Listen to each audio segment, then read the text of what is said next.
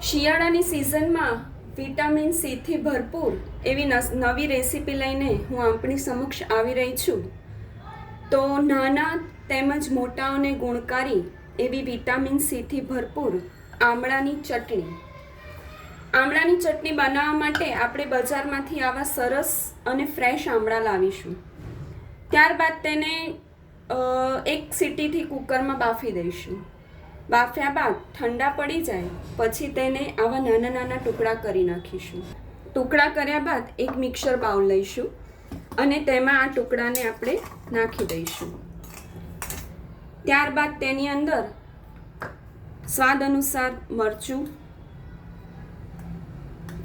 સ્વાદ અનુસાર મીઠું નાખશું,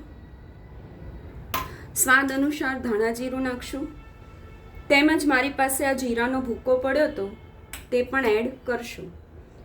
ત્યારબાદ તેની અંદર 1 ચમચી લીંબુ નાખશું અને ગળપણ માટે મારી જોડે આ દેશી ગોળ પડ્યો તો તેનો મેં ઉપયોગ કર્યો છે અને તમે ખાંડનો ઉપયોગ કરવા માંગતા હોય તો પણ તે તમે કરી શકો છો.